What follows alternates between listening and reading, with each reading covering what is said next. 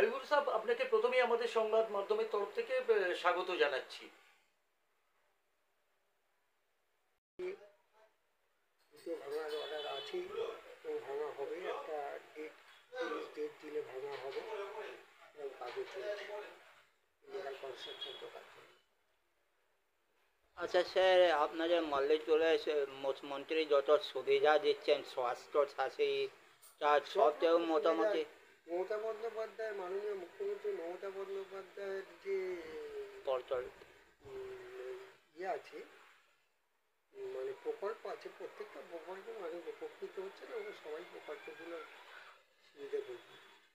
আচ্ছা, 2026 পাখির চোখ করে ভোট করা হচ্ছে এবং বিজেপি সেখানে দেখা যাচ্ছে যে হিন্দু হিন্দু ভাই ভাই বলে একটা ভোটের এ হচ্ছে। এর কি কোনো প্রভাব পড়তে পারে 2026-এ? একটা জিনিস, একটা কথা বলছি, বিজেপি রাজনীতিটা ভোটের জন্য রাজনীতিরা সাম্প্রদায়িক ইস্যু করে এবং এই যে সাম্প্রদায়িক ইস্যু ওদের হচ্ছে গিয়ে আজ থেকে না, ওরা সবসময় করে আসছে। বাংলার মানুষ ওকে বিশ্বাস করে না, সাম্প্রদায়িক কিছু বাংলার মানুষ নেয় না। বাংলায় হিন্দু হিন্দু ভাই ভাই এসব কথা হচ্ছে যে বাংলার মানুষ খায় না, বাংলাতে সেটা কোনোরকম প্রভাব ফেলতে পারবে না, এটা আমার আশা। কারণ আমি এই জন্যে আশা করছি যে বাংলার হিন্দু মুসলমান সবাই ভাই ভাইয়ের মতো এবং সম্প্রীতি বজায় রেখে সবাই চলে এবং প্রত্যেকে প্রত্যেকের প্রতি আস্থা। বাংলার হিন্দু মুসলমান কোনোদিনই হচ্ছে সাম্প্রদায়িক নয় এবং সাম্প্রদায়িকের কোনোদিন প্রশ্রয় দেয় না। পুরীতে যে জগন্নাথ মন্দির রয়েছে এটাকে নিয়েও কটাক্ষ করতে ছাড়েনি দিলীপ ঘোষ যখন মুখ্যমন্ত্রীর সঙ্গে দেখা করেছেন তারপরে ওনাকেও পর্যন্ত কটাক্ষ করছে। আপনারা দলের তরফ থেকে কি বলবেন এটাকে? দেখুন, জগন্নাথ মন্দির হয়েছে, একটা মন্দির হয়েছে, সেটা নিশ্চয়ই মানে মমতা বন্দ্যোপাধ্যায় একটা মন্দির করেছে, সেটা সবাইকে স্বাগত জানা উন্নয়ন উচিত এবং মন্দিরটা হচ্ছে সবার যাওয়া উচিত এবং সেটা একটা সবার কাছে একটা নজির যে একটা মন্দির তৈরি করা হচ্ছে। তো সেটা নিয়ে কটাক্ষ করা তো হচ্ছে ওদের, যাদের কটাক্ষ করার সবসময় কটাক্ষ করছেন এবং মমতা বন্দ্যোপাধ্যায় প্রত্যেকটা জিনিস ভুল দেখছেন, তারা তো বলবেনই, তাদের বলার তো কিছু আসে যায় না। আচ্ছা দাদা, বিজেপির লোক ইলেকশনে আগে সব টিএমসি জয়েন করছেন ছেড়ে ছেড়ে, এটা কিছু দলে প্রভাব পড়বে নাকি?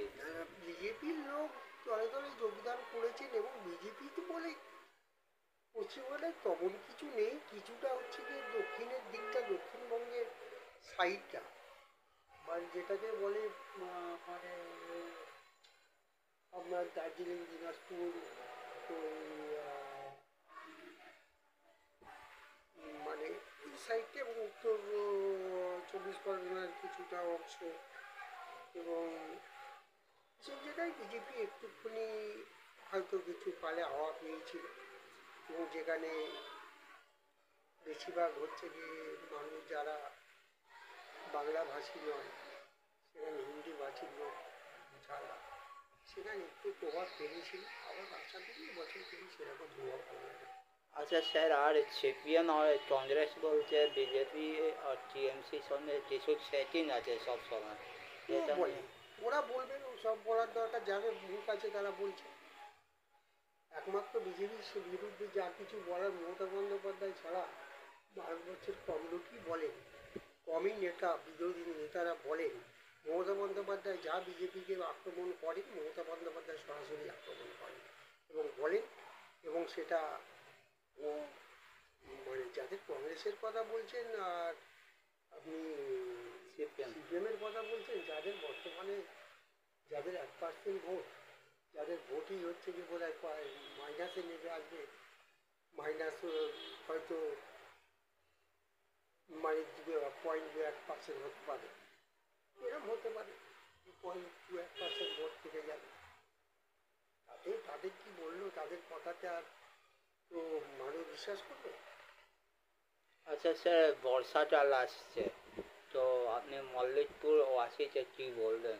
জল ফল জম হ্যাঁ, জল জমে, জল নিকাশির ব্যবস্থা করা হচ্ছে, নিকাশি হয় বর্ষাকালে এবং গ্রাম পঞ্চায়েত এলাকায় একটু কনজাস্টেড হলে, এটা তো আরবান এলাকা, কনজাস্টেড এলাকা, সেখানে একটু জল জমবে, কিছু করার নেই এবং আমরা চেষ্টা করে যাচ্ছি মাননীয় ফিরহাদ হাকিম সাহেব বলেছেন যে যদি কোথাও জল জমে তাহলে 2 থেকে 3 ঘন্টার ভেতরে জল নেমে যাবে। সেই ব্যবস্থা কি আপনার এই মল্লিকপুর দেখুন, অঞ্চলে করা হচ্ছে? ফিরহাদ হাকিম বলেছেন সেটা পৌরসভার ভিত্তিতে এবং অন্য অন্য জায়গার ভিত্তিতে। গ্রাম পঞ্চায়েত এলাকায় 2 থেকে 3 ঘন্টার মধ্যে অনেকটা আমাদের জল তো সঙ্গে সঙ্গেই নামে, এবং যদি একটা ভারী বৃষ্টি হয় সেটা নামতে একটু সময় লাগবেই থাকে। অসংখ্য ধন্যবাদ। আমরা সরাসরি পেয়ে গেছিলাম অর্থাৎ মল্লিকপুরের যিনি পঞ্চায়েত প্রধান হাবিবুর সাহেবকে। উনি সরাসরি আমাদের এক একটি প্রশ্নের উত্তর দিলেন। আমরা দেখাতে থাকবো, আমরা সেই দিকে নজর রাখুন। অসংখ্য ধন্যবাদ হাবিবুর সাহেব আপনাকে আমাদের সংবাদ মাধ্যমের তরফ থেকে।